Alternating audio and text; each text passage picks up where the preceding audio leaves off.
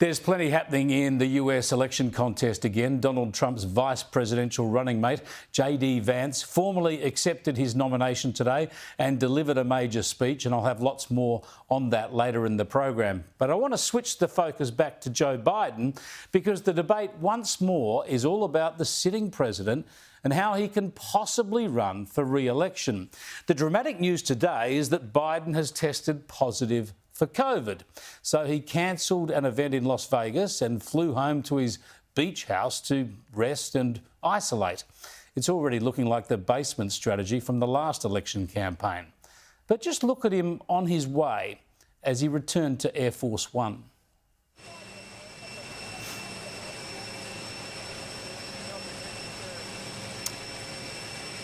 This is quite painful to watch, isn't it? So tentative, so careful. Can he get up the stairs without falling up them? This, you know, is the leader of the free world. Little wonder that a senior Democrat, the Californian politician and Senate candidate Adam Schiff, has publicly called for Biden to pull out of the presidential race now. And reports today also revealed that Senate leader Chuck Schumer met privately with Biden over the weekend, urging him to rescind the nomination and not seek another term. Incredibly, though, many people still need convincing. The left media, most of the media for that matter, still runs protection for Joe Biden. Look at this coverage arguing that if Biden shrugs off COVID, it'll be comparable to Donald Trump surviving the assassination attempt. His survival of that and bouncing right back and going right to his convention is being conveyed in the media world as a sign of strength. This current president of the United States is 81 years old and has COVID. Should he be fine in a couple of days, doesn't that convey exactly the same thing? That he's strong enough, older than Trump, to have gotten something that used to really be fatal to people his age. So if he does fine out of it and comes back and is able to do rallies, isn't that exactly the same? It should. I mean, it's not. Do you think they try just a little too hard? I mean, if Biden remembers what day it is, should we compare that to the Gettysburg Address?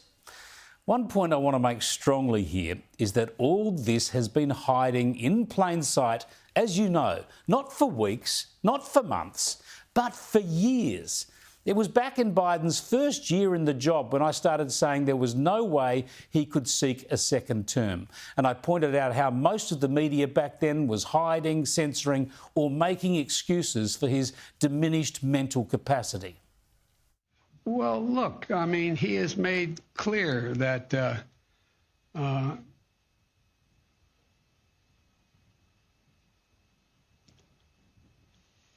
answer is... I said before the election that the Biden campaign had all the hallmarks of a weekend at Bernie's effort. Now he leads the free world. It's a worry for the US, for you and me. So the best way to get something done, if it holds near and dear to you that you like to be able to... Anyway. Most of the media in the US and around the rest of the world dares not mention, scrutinise or discuss the wobbly and uncertain world of the US president's mental acuity. Yeah, I don't claim to have any great special insight into this. It's just been obvious to anybody watching over the past 4 years. But most observers, especially in the media, have chosen to ignore it or even downplay it. That's why I've been saying this for years. But obviously, if Biden runs again, I mean, I'll win the Brownlow. That's how likely it is. As you know, the leader of the free world is not of clear or sharp mind. He's not up to the task. He'll be lucky to finish his first term without handing over to Kamala Harris, let alone running again, surely. Yet the ridiculous state of affairs is that the president and his team continue to insist that he'll run for a second term. Clearly he won't. Clearly he can't. Look, it's still my view, and honestly, just when you look back at that and think about how much evidence there has been for so many years, you just wonder how on earth they could have left this not dealt with to this point in time. Why haven't they dealt with it before now? Now, sure, Biden and the Democrats are culpable, for not accepting reality and organising an orderly handover, but the media have been disgraceful in the way they've pretended reality away. Biden is now saying that he could stand aside if medical advice recommended it, but he really wants to go on. If I had some medical condition that emerged, if the doctors came to me and said, you got this problem, that problem, but I made a serious mistake in the whole debate. And look, when I originally ran, you may remember it, I said I was going to be a transitional candidate. And I thought that I'd be able to move from this, just pass it on to someone else.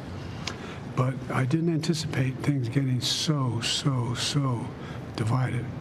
And quite frankly, I think the only thing age brings is a little bit of wisdom. And I think I've demonstrated that I know how to get things done for the country, in spite of the fact that we were told we couldn't get it done. But there's more to do, and I'm reluctant to walk away from that.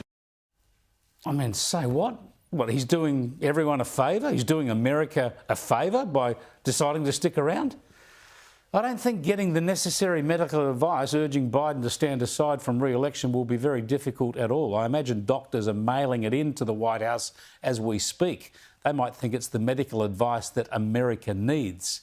If Biden and the Democrats don't do something dramatic in the next few weeks, they will be telling the American people that they just don't care about them. They're insulting voters with this charade. Sad times for the home of the brave.